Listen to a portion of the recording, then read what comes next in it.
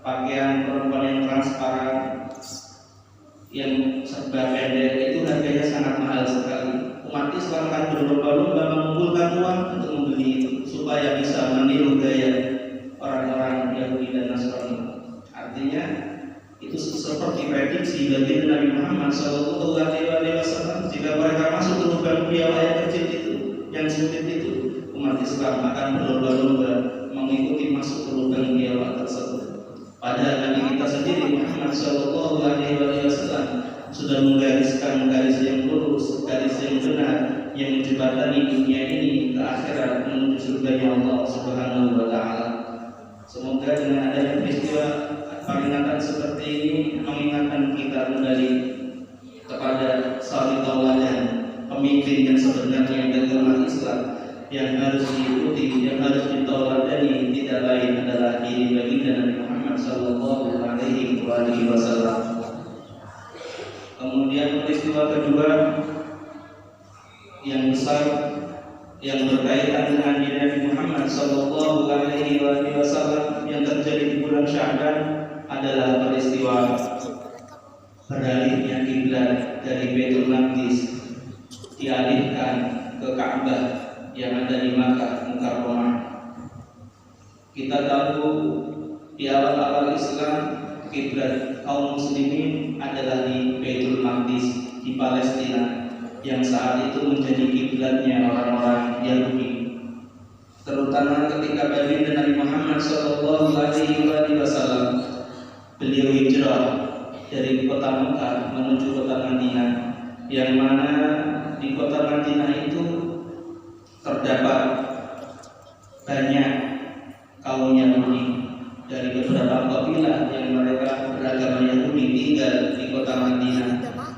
Maka umat Islam diperintahkan oleh Allah untuk tetap menghadap kiblatnya adalah di Baitul Maqdis dengan tujuan ini supaya menarik hatinya orang-orang Yahudi. Barangkali orang-orang Yahudi di Madinah akan tertarik dengan agama Islam setelah mereka mengetahui bahwasanya kiblatnya umat Islam dengan kiblatnya umat Yahudi sama, yaitu sama-sama menghadap ke Safra yang ada di Baitul Maqdis di Palestina. Akan tetapi kenyataan berbeda dengan apa yang diharapkan. Umat Yahudi ternyata tambah kafir, tidak mau beriman kepada baginda Nabi Muhammad sallallahu alaihi wasallam. Sampai-sampai orang-orang Yahudi penduduk Madinah itu menolak-olok baginda Nabi Muhammad sallallahu alaihi wasallam. Mereka mengatakan yukhalifuna Muhammadun wa yattabi'u qiblatana. Muhammad itu aneh. Agamanya Muhammad beda dengan agama kita Yahudi. Akan tetapi kiblatnya kok sama. Agamanya beda, kiblatnya kok sama dengan kiblatnya orang Yahudi. Nabi Muhammad dialog seperti itu sedih hatinya. Dan beliau Nabi kita Muhammad sallallahu alaihi wasallam sebenarnya lebih suka jika kiblatnya itu adalah di Ka'bah di Makkah Mukarramah, karena Ka'bah ini adalah kiblat kakeknya Nabiullah Ibrahim alaihissalam. Nabi Ibrahim, Nabi Ismail yang menurunkan kaum Arab, kiblatnya dahulu kala adalah Ka'bah. Sedangkan putra Nabi Ibrahim yang lain, Nabi Ishak, Nabi Yakub, kiblatnya di Baitul Maqdis. Dan Nabi ini, umat Islam ini, kiblatnya kembali ke Ka'bah, karena baginda Muhammad sallallahu alaihi wasallam secara darah keturunan dari Nabi Ismail bin Ibrahim alaihi salam. Maka Nabi kita Muhammad sallallahu alaihi wasallam mengajukan ini kepada malaikat Jibril. Jibril, aku pengen kiblatnya dirubah ke Ka'bah. Malaikat Jibril menjawab, ya Muhammad, innani makhluqun mislukum. Aku ini hanyalah makhluk sama sepertimu, tidak ada kemampuan apa-apa untuk merubah arah kiblat. Tapi engkau Muhammad adalah makhluk yang istimewa, hamba pilihannya Allah Subhanahu wa Ta'ala. Coba engkau minta kepada Allah, niscaya akan diberi dan dikabulkan oleh Allah Subhanahu wa Ta'ala. Maka sejak saat itu Nabi sering menengadahkan wajahnya ke langit seraya meminta kepada Allah supaya kiblatnya dirubah dari Baitul Maqdis menuju Makkah, yaitu Ka'bah Musyarrafah. Maka setelah kira-kira 17 atau 18 bulan Nabi tinggal di Madinah, maka diturunkan ayat surat Al-Baqarah 144 yang isinya adalah perintah peralihan kiblat dari Baitul Maqdis ke Makkah Mukarramah, yaitu firman Allah, qad nara taqalluba wajhika fis samaa falanwalliyannaka qiblatan tardawha fawalli wajhaka syatral masjidil haram qad nara taqalluba wajhika fis samaa. Kami Allah telah melihatmu Muhammad seringkali menengadahkan wajah ke langit, meminta perubahan peralihan kiblat. Falanwalliyannaka qiblatan tardawha, maka kami Allah akan memindahkan, mengalihkan kiblat sebagaimana yang engkau sukai Muhammad. Perhatikan, falanwalliyannaka qiblatan tardawha, kami Allah akan mengalihkan kiblat sebagaimana engkau yang ridhoi, engkau sukai. Jadi Allah itu begitu cepat menuruti keinginan baginda Nabi Muhammad sallallahu alaihi wasallam. Nabi Muhammad kurang senang kiblatnya di Baitul Maqdis, tapi senang kiblatnya di Ka'bah, langsung dituruti oleh Allah, dinyatakan oleh Allah dalam Al-Quran. Begitu spesial posisi baginda Nabi Muhammad sallallahu alaihi wasallam di sisi Allah Subhanahu wa taala. Fawalli wajhaka syatral masjidil haram, maka mulai saat ini hadapkanlah wajahmu ke Masjidil Haram, yaitu Ka'bah Musyarrafah sebagai kiblatnya muslimin. Al-Imam Mujahid meriwayatkan ayat turunnya perintah peralihan kiblat ini terjadi ketika baginda Nabi Muhammad sallallahu alaihi wasallam dan para sahabatnya di Masjid Bani Salamah di Madinah sana. Ketika itu baginda Nabi Muhammad sallallahu alaihi wasallam sedang mengimami sholat zuhur. Sampai rakaat kedua turun ayat. Maka di dalam sholat pun Nabi memutar kiblatnya. Yang awalnya Baitul Maqdis, Nabi berputar ke Ka'bah. Diikuti oleh para sahabat, para jamaah. Maka jamaah laki-laki berpindah di tempatnya jamaah perempuan. Jamaah perempuan berpindah di tempatnya jamaah laki-laki, karena antara Makkah dan Palestina itu arahnya bertolak belakang. Kalau menghadap Ka'bah, maka membelakangi Baitul Maqdis Palestina. Dalam sholat mereka bertukar tempat. Di rakaat kedua di Masjid Bani Salamah yang sekarang dikenal dengan nama Masjidul Qiblatain. Semoga kita diberi kesempatan oleh Allah untuk mengunjungi Makkah, Madinah dan Masjidul Qiblatain. Masjidul Qiblatain biasanya sering dikunjungi para jamaah haji yang mereka sedang berziarah ke makam Nabi Muhammad SAW. Mereka biasanya juga singgah di Masjidul Qiblatain yang sampai sekarang masih ada dua mihrabnya, mihrab ke arah Palestina dan mihrab ke arah Makkah Mukarramah. Ini peristiwa terbesar, termasuk peristiwa besar yang terjadi di bulan Sya'ban yang berkaitan langsung dengan diri baginda Nabi Muhammad SAW, yaitu peralihan kiblat tersebut. Kemudian peristiwa besar yang ketiga adalah Raf'ul Amal. Di bulan Sya'ban amalan kita dilaporkan kepada Allah Subhanahu wa taala. Bulan Sya'ban merupakan bulan pelaporan amal selama setahun. Jadi amalan kita dari Sya'ban tahun kemarin sampai Sya'ban tahun ini dilaporkan total laporan tahunnya kepada Allah Subhanahu wa taala, sebagaimana yang diriwayatkan oleh Imam Ahmad dalam kitab Musnadnya dari sahabat Usamah bin Zaid. Usamah adalah cucu angkat baginda Nabi Muhammad sallallahu alaihi wasallam. Beliau mengatakan, "Qultu ya Rasulullah, lam araka tasumu min syahrin min syuhuri ma tasumu min Sya'ban." Ya Rasulullah, aku tidak pernah melihatmu engkau berpuasa di bulan-bulan lain sebagaimana engkau berpuasa di bulan Sya'ban. Ini para sahabat dan juga para istri Rasulullah SAW tidak, karena Nabi itu tidak pernah puasa sebulan penuh kecuali di bulan Ramadan dan juga ternyata di bulan Sya'ban. Jadi di bulan Sya'ban Nabi berpuasa sebulan penuh, kemudian Ramadan Nabi berpuasa lagi sebulan penuh. Selain 2 bulan ini Nabi tidak pernah puasa lengkap sampai sebulan penuh, paling Senin Kamis, paling ayam bulan, paling hanya beberapa hari saja. Sya'ban datang sebulan penuh, Ramadan datang beliau puasa sebulan penuh juga. Ini sahabat bertanya kepada Nabi Muhammad SAW, apa jawab Nabi? Nabi menjawab, dzalika syahrun yaqulun nasu anhu baina Rajab wa Sya'ban wa Ramadan. Ya, karena bulan Sya'ban bulan yang sering dilalaikan oleh umatku karena berada di antara Rajab dan Ramadan. Umatku Rajab rajin puasa, apalagi Ramadan, sehingga Sya'ban mereka lupa. Maka saya ingatkan supaya juga puasa di bulan Sya'ban. Wa huwa syahrun turfa'u fihi al-a'malu ila rabbil alamin. Dan juga karena bulan Sya'ban adalah bulan pelaporan amal. Saya katakan ini pelaporan tahunan. Wa nauhibbu an yurfa'a amali wa ana shalih. Dan kata Nabi, aku kepingin ketika amalku dilaporkan kepada Allah, aku dalam keadaan berpuasa.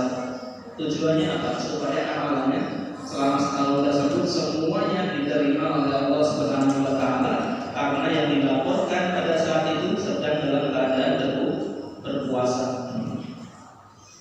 Di sini perlu kita ketahui bahwasanya pelaporan amal manusia itu ada kalanya ya harian, pelaporan amal harian, ada kalanya pelaporan amal mingguan, dan ada kalanya pelaporan amal itu tahunan, seperti di bulan Sya'ban. Bulan Sya'ban ini pelaporan yang terbesar, pelaporan tahunan itu.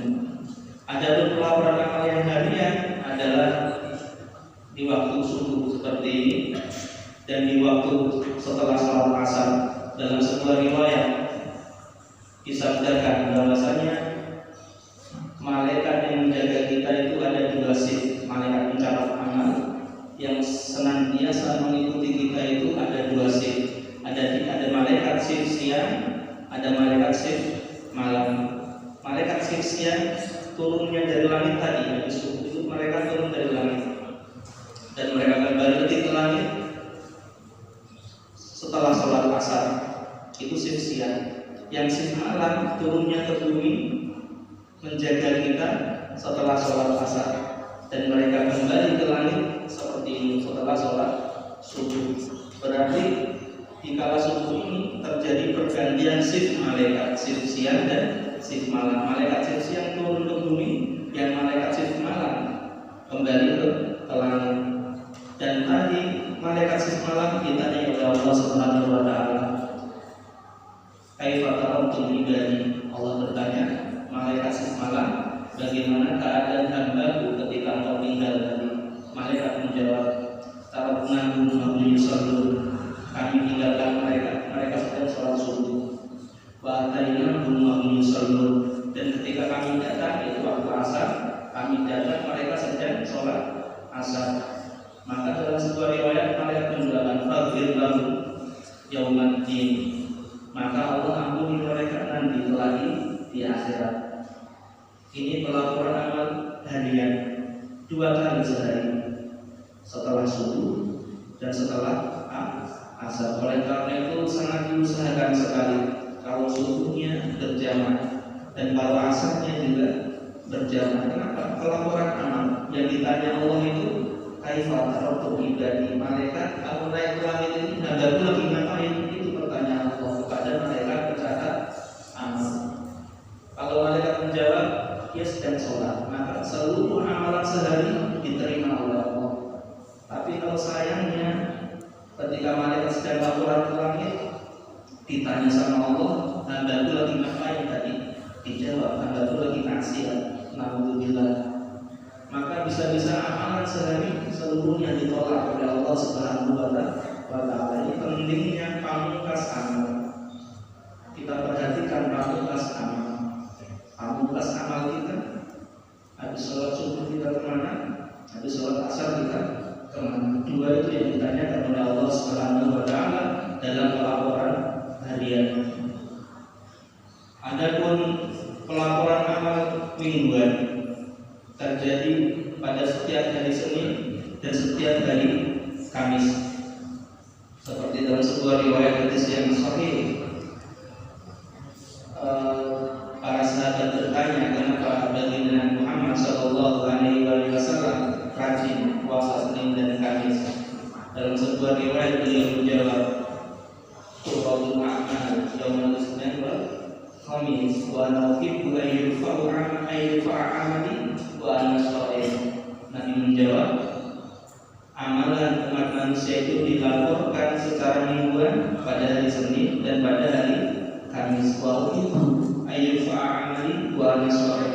Dan aku suka ketika amalanku mingguan dilaporkan kepada Allah, aku dalam keadaan berpuasa. Oleh karena itu baginda Nabi Sallallahu Alaihi Wasallam rajin puasa Senin Kamis. Rahasianya apa? Itu hari pelaporan amal. Tujuannya apa? Supaya amalan selama seminggu diterima oleh Allah Subhanahu wa Ta'ala. Karena ketika mereka ditanya, hamba lagi ngapain?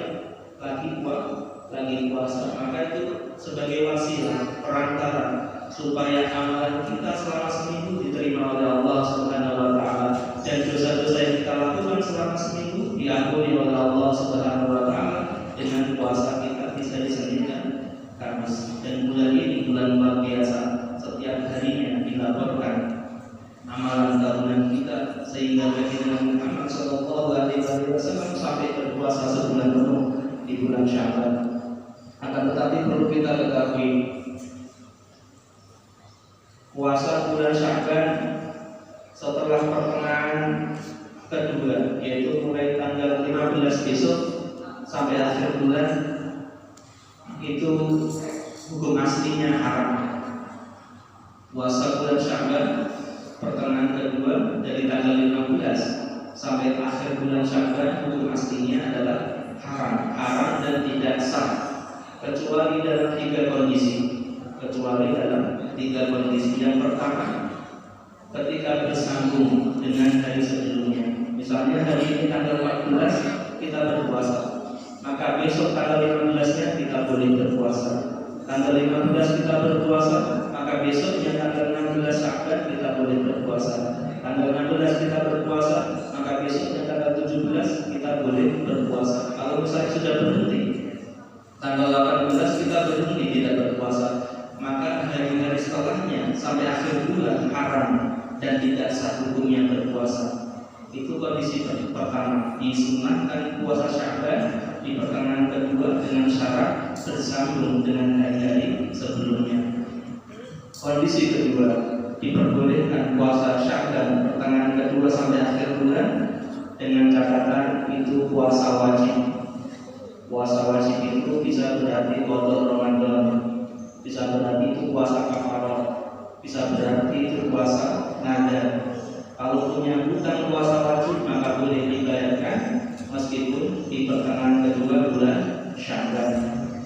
Kondisi ketiga, tetap diperbolehkannya puasa Sya'ban setelah melewati pertengahan kedua adalah dia punya kebiasaan, dia punya adat istiadat untuk berpuasa di hari-hari itu. Misalnya sebelumnya orang itu memang punya kebiasaan rajin puasa Senin Kamis, setiap Senin puasa, Kamis puasa. Maka setelah masuk pertengahan kedua bulan Sya'ban dia tetap boleh puasa Senin Kamis. Kenapa? Karena itu sudah menjadi adatnya, menjadi kebiasaannya, maka tetap boleh dilanjutkan meskipun masuk paruh kedua dari bulan Sya'ban. Ini agak berbeda bulan Sya'ban. Kalau tanggal 1 sampai tanggal 14 bebas, tidak ada syarat apa-apa untuk berpuasa di bulan Sya'ban. Yang muncul syarat ini kapan? Tadi, mulai besok tanggal 15 sampai akhir bulan Sya'ban dihukumi haram puasa di bulan Sya'ban kecuali tadi tiga kondisi.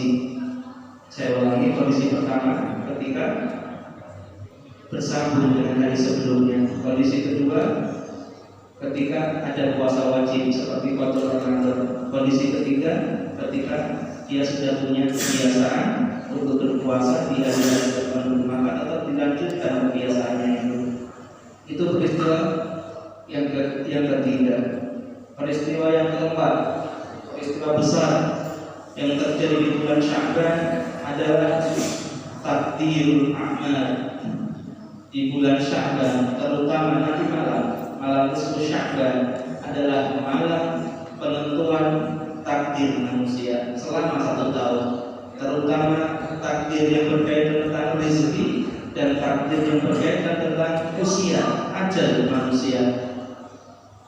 Jadi manusia-manusia di seluruh muka bumi ini yang ditakdirkan oleh Allah meninggal di tahun ini, pencatatannya nanti malam akan dicatat usia manusia, rezekinya manusia, terutama dalam waktu setahun. Ada revisi takdir tahunan yaitu terjadi di malam nisfu Sya'ban, sebagaimana diriwayatkan oleh Imam Abu Ya'la dan Siti Aisyah radhiyallahu anha. Siti Aisyah mengatakan bahwasanya kana yasumu Sya'ban kullah, Rasulullah itu berpuasa Sya'ban penuh. Kemudian Siti Aisyah bertanya, ya Rasulullah, ahabbu syuhuri ilaika an tasumu Sya'ban? Wahai Rasulullah, kenapa seakan-akan bulan yang paling engkau cintai, engkau sukai untuk berpuasa adalah bulan Sya'ban setelah Ramadan? Rasulullah sallallahu alaihi wasallam menjawab, inna Allah yaktubu fihi ala kulli nafsin maitatin bil hasanah. Ya, karena Allah mencatat ajal takdir manusia, terutama mereka yang ditakdirkan akan mati di tahun ini, dicatat di bulan Sya'ban. Wa nauhibbu ayatini ajali wa nasore. Dan aku, kata Nabi Muhammad sallallahu alaihi wasallam, aku kepengen, aku suka jika ajalku datang, takdir kematianku datang, aku dalam keadaan berpuasa. Artinya Nabi berwasilah dengan amalan puasa supaya takdir kematiannya baik. Takdir kematiannya baik artinya supaya husnul khotimah. Seandainya kita itu ditakdirkan untuk meninggal di tahun ini, supaya kita ditakdirkan dalam keadaan husnul khotimah, Nabi berwasilah dengan puasa di bulan Sya'ban. Dan sudah menjadi adat istiadat ulama masyarakat ahli sunnah wal jamaah, terutama dari kalangan Nahdlatul Ulama, ketika datang nisfu Sya'ban, apa yang mereka lakukan? Mereka memperbanyak ibadah. Mereka membaca surat Yasin setelah maghrib, kadang-kadang sampai 3 kali, dengan doa-doa tertentu. Tujuannya apa? Wasilah dengan amal ibadah supaya takdirnya di tahun ini diperbaiki oleh Allah Subhanahu wa taala. Apakah itu boleh? Apakah itu bukankah bid'ah seperti itu? Bukan bid'ah. Nabi sendiri wasilah dengan puasa. Kita boleh wasilah dengan puasa, boleh. Wasilah dengan memperbanyak salat sunnah, boleh. Wasilah dengan membaca surat Yasin pun tidak masalah, boleh. Kenapa baca Yasin bid'ah? Tidak ada yang bid'ah. Yasin itu termasuk Al-Quran, surat suci dari kitab sucinya Allah Subhanahu wa taala. Dibaca kapanpun boleh, terutama di malam nanti nisfu Sya'ban sebagai wasilah perantara supaya takdir kita tahun ini menjadi takdir yang lebih baik daripada tahun kemarin. Dan tidak harus surat Yasin. Kalau pengen halaman Quran satu penuh, katakan dari juz awal sampai juz 30 lebih baik. Mau diganti surat-surat yang lain pun tidak masalah. Tapi karena kita tahu keagungan surat Yasin, keistimewaan surat Yasin, disebut sebagai sanam Quran. Surat Yasin itu ibarat onta, adalah sanam, punuknya onta. Artinya bagian tertinggi dari onta adalah punuknya, dan bagian tertinggi dari Al-Quran adalah surat Yasin. Maka kita berwasilah dengan surat yang tertinggi, surat Yasin.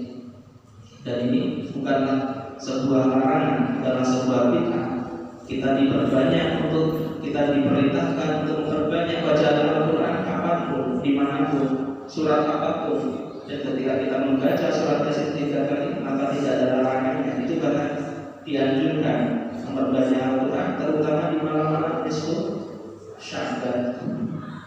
Dalam sebuah riwayat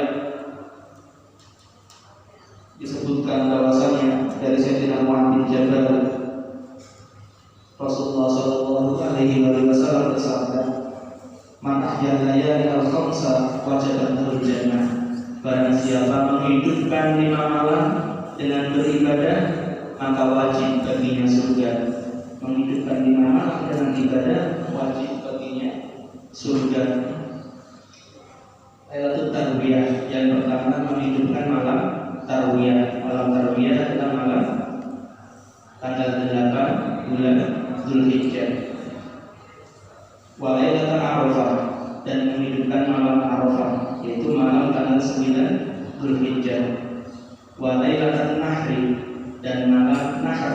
Malam Nahr adalah malam hari raya Idul Adha 10 Dzulhijjah. Wa Lailatul Fitri, dan malam hari raya Idul Fitri tanggal 1 Syawal. Wa Lailatul Nisfi min Sya'ban, yaitu nanti malam. Barang siapa menghidupkan 5 malam ini dengan ibadah, wajib baginya mendapatkan surga. Bagaimana cara menghidupkan malam dengan ibadah? Ya, kalau bisa sholat isyanya berjamaah di masjid. Dan nanti malam kita bareng-bareng baca surat Yasin, memperbanyak zikir, memperbanyak doa. Kalau bisa diusahakan tengah malam bangun, sholat tahajud, sholat witir, baca Al-Quran.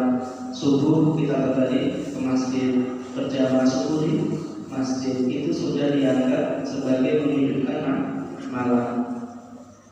Minimalnya menghidupkan malam adalah sholat isya berjamaah dan sholat subuh berjamaah. Barang siapa sholat isya berjamaah dan dia meniatkan dalam hatinya akan melaksanakan sholat subuh berjamaah, dia sudah ditulis oleh Allah sebagai hamba yang menghidupkan malam tersebut dengan ibadah. Oleh karena itu, saya berikan trik nanti ketika bulan Ramadan dipastikan dapat malam Lailatul Qadar.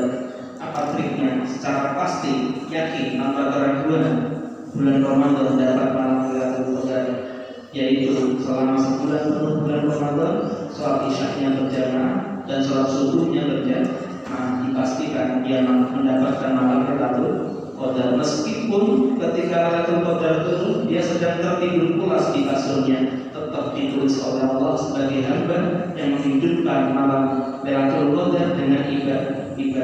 Padahal dia tidur. Kenapa?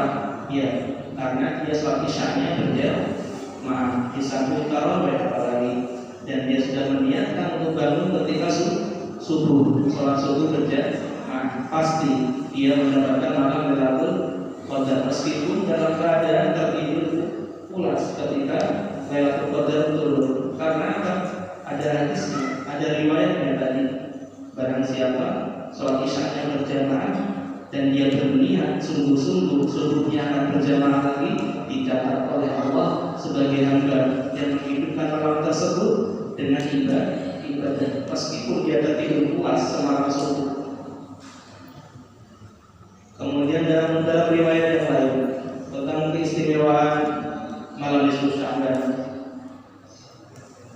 hadis dari Sayyidina Abdullah bin Umar radhiyallahu anhu bahwasanya disabdakan, khamsu layalin la yuraddu fihinna du'a, ada 5 malam yang jika seorang hamba berdoa di 5 malam tersebut, niscaya doanya pasti dikabulkan oleh Allah Subhanahu wa taala.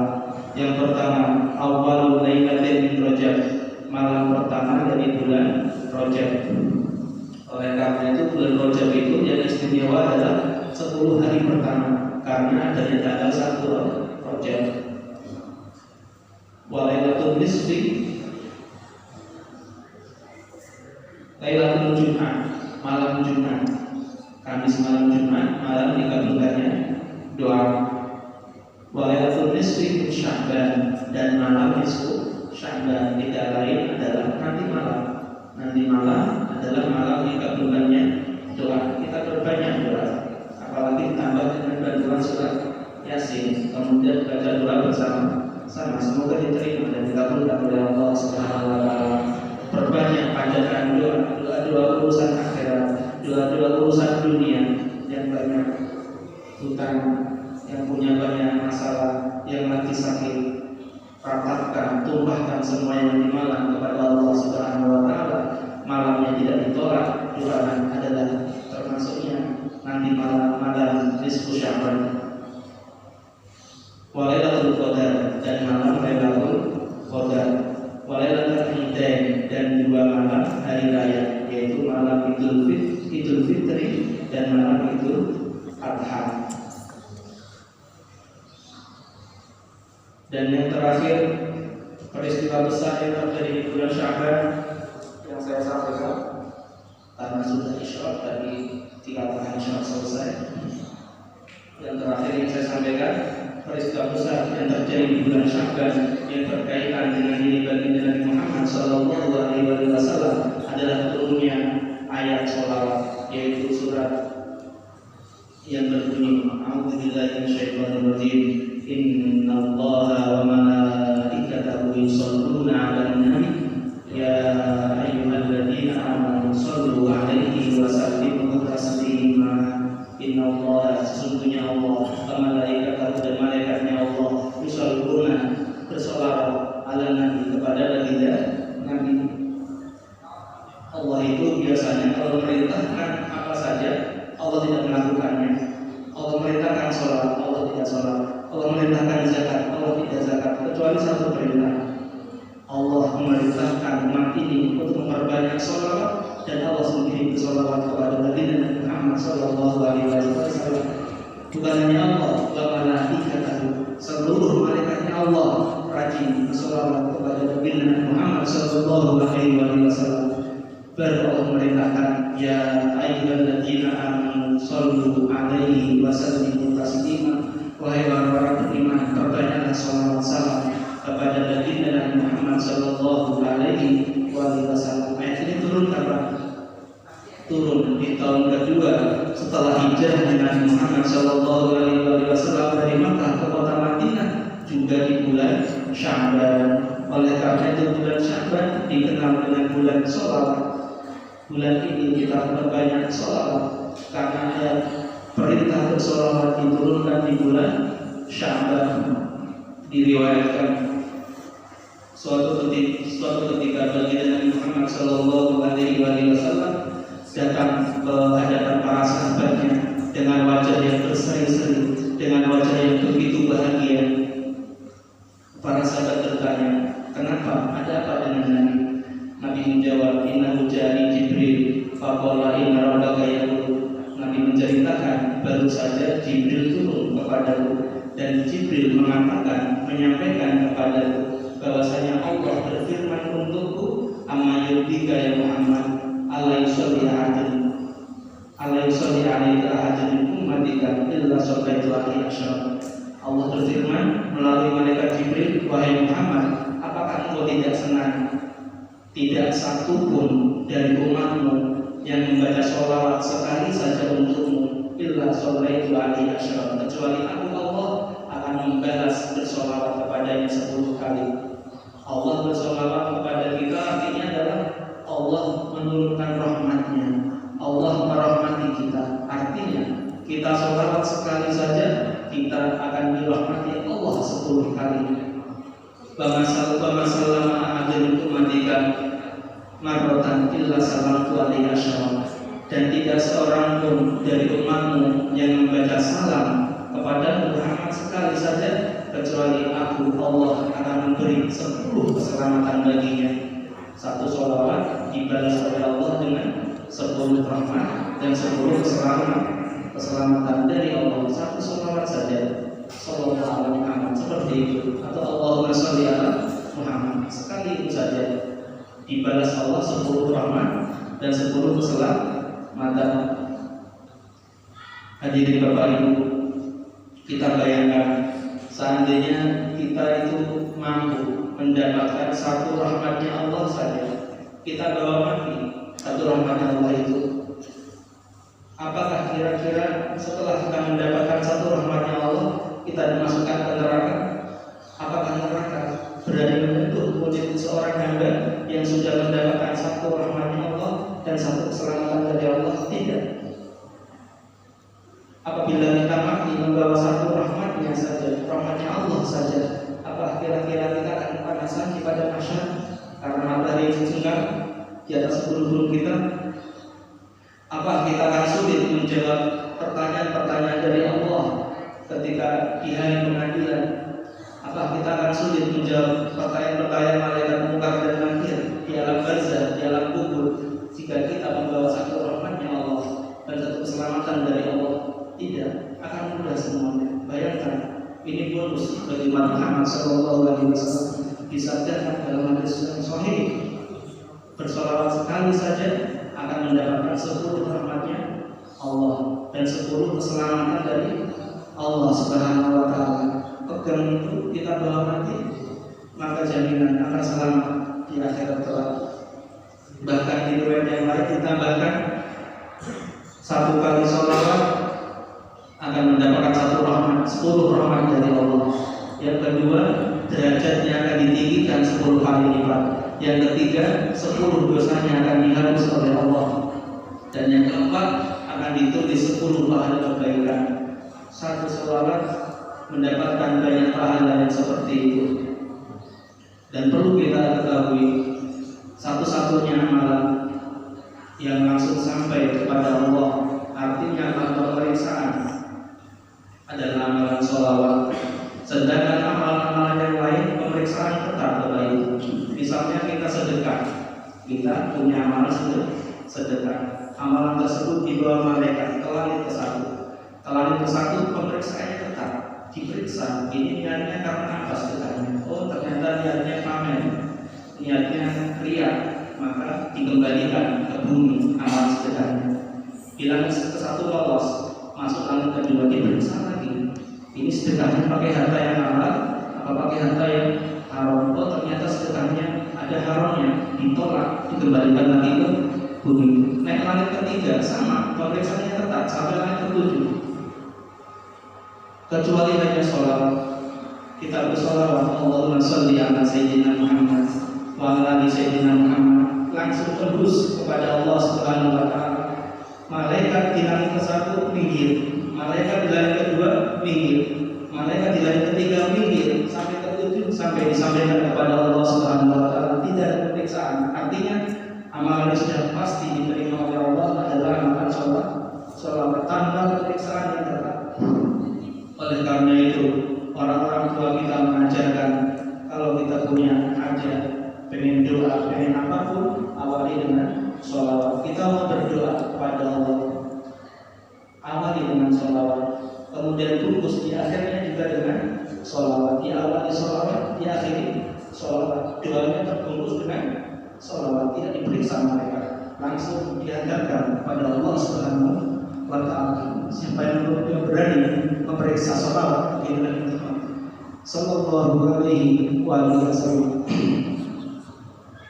Diriwayatkan seorang sahabat bertanya kepada baginda Nabi Muhammad sallallahu alaihi wasallam setelah turunnya ayat sholawat ini, ya Rasulullah, ara'aita, bagaimana menurutmu jika aku jadikan seluruh wiridku, seluruh zikirku isinya sholawat pada baginda Nabi Muhammad sallallahu alaihi wasallam? Boleh tidak jika seluruh zikirku, seluruh doa isinya semuanya sholawat saja? Rasulullah sallallahu alaihi wasallam menjawab, tidak. Yakfika Allah tabaraka wa ta'ala ma hammaka min dunyaka wa akhiratika. Jika Allah melakukan seperti itu, pasti Allah akan melindungimu, Allah akan menjauhkanmu hal-hal yang merugikanmu, hal-hal yang membuatmu sedih, hal-hal yang membuatmu susah di dunia ini dan di akhirat kelak, karena berkat sholawat. Sangat banyak sekali faedah sholawat, puluhan, bahkan dikumpulkan dalam satu kitab, puluhan faedah dari bersolawat. Saya tambahkan satu lagi faedah bersolawat. Faedah tanfil faqr. Solawat itu menolak kefakiran. Diriwayatkan ada seorang sahabat yang mengadu kepada Nabi Muhammad Sallallahu Alaihi Wasallam karena fakir, ya Rasulullah, aku diterpa kefakiran, wadai rezeki dan sempitnya rezeki. Maka Nabi memberi tips supaya segera diangkat kefakiran tersebut. Kita dakhalta baitaka, kata Nabi Muhammad Sallallahu Alaihi Wasallam, ketika kau masuk rumahmu, maka ucapkan salam. Di dalamnya ada orang atau di dalamnya tidak ada orang, ucapkan salam. Assalamualaikum warahmatullahi wabarakatuh. Summa salim alayya. Kemudian baca salam untukku, yaitu assalamualaikum ayyuhan nabi warahmatullahi wabarakatuh. Kemudian baca qul huwallahu ahad sekali. Setiap masuk rumah, yang pertama baca salam. Assalamualaikum warahmatullahi wabarakatuh. Ada orang, tidak ada orang, baca salam. Kemudian yang kedua baca salam. Assalamualaikum ayyuhan nabi warahmatullahi wabarakatuh. Kemudian baca surat Al-Ikhlas. Qul huwallahu ahad. Maka tidak lama dari itu, sahabat yang tadinya mengadukan kefakiran menjadi hamba yang rezekinya lapang, hartanya melimpah. Bukan hanya itu, sampai tetangganya kebahagiaan. Tetangga-tetangganya yang dulunya susah, sekarang rezekinya dilapangkan berkat bacaan salam kepada Nabi Muhammad Sallallahu Alaihi Wasallam setiap masuk rumah. Bapak Ibu, Allah itu punya malaikat khusus yang tugasnya menyampaikan salawat salam kita dibawa ke kubur Nabi di Madinah sana. Kita bersalawat Allahumma sholli ala sayyidina Muhammad wa ala alihi wasallam, dicatat malaikat, langsung dibawa ke kubur Nabi, tidak dilaporkan ke Allah, dilaporkan dulu kepada Nabi Muhammad SAW. Dan Nabi itu hidup di kuburnya. Para Nabi tidak ada yang mati, seluruh para Nabi hidup di kuburnya, mendengar salam kita, mendengar sholawat kita. Disampaikan sholawat itu, ya Rasulullah, ini Ahmad bin Fulan orang ini membaca sholawat dan jam ini. Nabi punya kitab ditulis, maka ditulis sama asistennya Nabi, malaikat Fulan bin Fulan membaca sholawat berapa kali. Artinya kalau pengen dikenal Nabi bagaimana? Pengen dikenal nama kita oleh Nabi, pengen dikenal nama ayah kita oleh Nabi, membacanya sholawat karena disampaikan kepada Nabi, ditulis sama Nabi, namanya siapa? Di sholawat Tuhanku, nama ayahnya siapa? Supaya apa? Supaya kelak di akhirat gampang kita cari Nabi. Ini nama umatku yang dulu sering sholawat akan dicari Nabi di akhirat kelak untuk diberikan syafaat. Dalam sebuah hadis sahih beliau bersabda, "Awlan nasi fi yaumil qiyamah aktsaruhum 'alayya sholatan." Manusia terdekat besok di hari kiamat dengan Nabi Muhammad Sallallahu Alaihi Wasallam adalah mereka yang paling banyak bersolawat kepadaku. Artinya apa yang namanya dekat dengan Nabi di hari kiamat? Syafaat. Gampang mendapat syafaat dari Nabi Muhammad SAW di hari yang matahari hanya setengah. Ada neraka ditampakkan. Siapa yang menyelamatkan kita kecuali bukan Nabi Muhammad SAW? Ada orang itu yang mencari Nabi tahunan, ratusan tahun, ribuan tahun ketemu. Ini orang yang berbanyak bersolawat di akhirat kelak di padang mahsyar akan dekat dengan Nabi, akan mudah ditemukan dengan Muhammad Sallallahu Alaihi Wasallam demi mendapatkan syafaat beliau. Semoga kita semua kelak mendapatkan syafaat bagi Nabi Muhammad Sallallahu Alaihi Wasallam di dunia ini dan di akhirat kelak. Demikian kita pengajian pagi hari ini dalam rangka peringatan Bulan Syawal, dan sama-sama berdoa. Al-Fatihah. Bismillahirrahmanirrahim.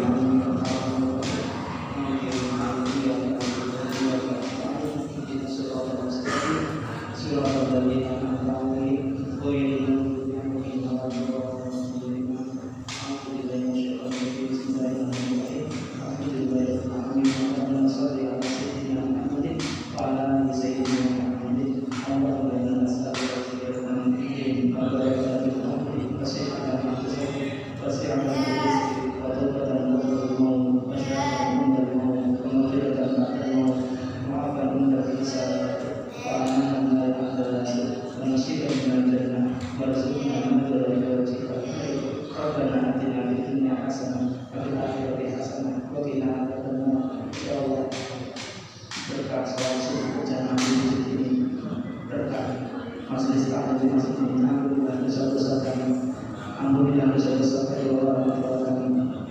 Sembuh apabila seorang di antara kita di masjid ini ada yang menderita sakit, maka sembuhkannya, sembuhkanlah sakitnya sebelum mereka sampai ke rumah.